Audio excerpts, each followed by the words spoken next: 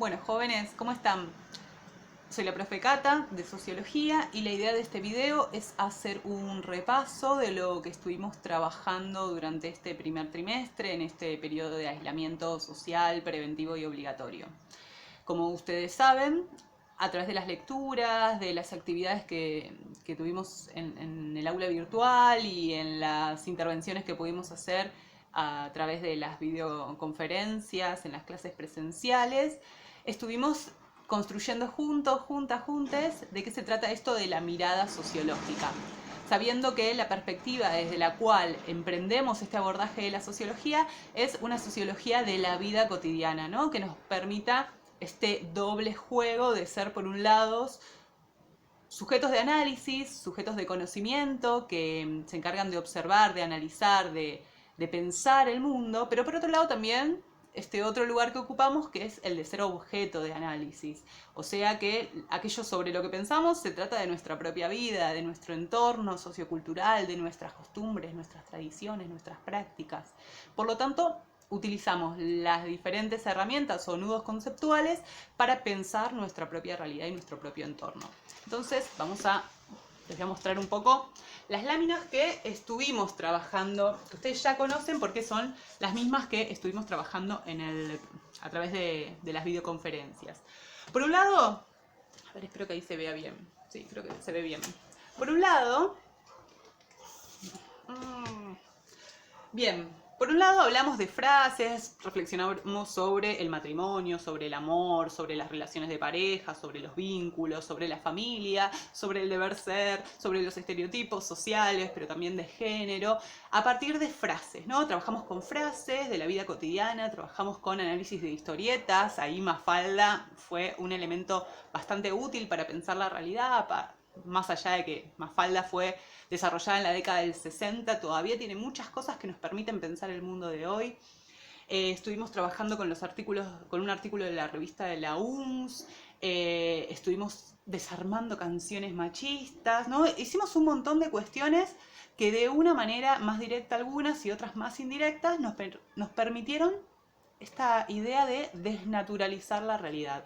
Y cuando desnaturalizamos la realidad, caímos en cuenta que aquello que consideramos normal en realidad es relativo, que depende de quién lo establezca, ese normal o esa normalidad va a variar, que la norma es una regla, es una ley, es una pauta cultural, por lo tanto es una construcción social, y acá aparece este concepto fuerte de construcción social. Eso en la primera clase, pero después estuvimos trabajando fuerte cuando pensamos el 24 de marzo, el Día de la Memoria, los universos simbólicos que involucran imaginarios sociales respecto a el bien común, ¿no? O la subversión o el peligro o la paz incluso, y cómo se va construyendo y qué papel ahí cumplen también los medios de comunicación. Vimos que esto es una construcción social que no parte de la naturaleza, sino de los agentes sociales, que depende de una sociedad, de una cultura, de un contexto sociocultural, de un momento histórico. Por lo tanto, siempre también es relativo, cambiante, dinámico. Y ahí vamos directamente a este aspecto que tanto hablamos y volvemos a desarmar y cuesta un montón porque es cuestionar nuestra propia vida y nuestra propia realidad, ¿no? Pero no se trata de romperlo todo, sino más bien de entenderlo, y una vez que incorporamos esa idea de construcción social, de, de que no hay naturaleza en la sociedad, sino que lo que hay justamente es una serie de decisiones humanas. Entonces eso nos permite diferenciar lo natural de lo social, y al diferenciarlo podemos quitarnos aquellos mandatos o aquellas cuestiones que son pesadas de la sociedad, que a veces de tanto repetirse parecieran ser naturales, pero que en realidad de naturales, dijimos, no tienen nada, simplemente son construcciones sociales que él lleva y trae, la repetición y demás, muchas veces nos confunden y nos hacen pensar que son sociales, que son naturales.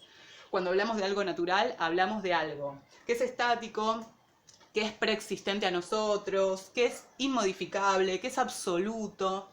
Pero cuando hablamos de algo que es social, hablamos de algo que es dinámico, que es una construcción humana, que es cambiante, que es relativo.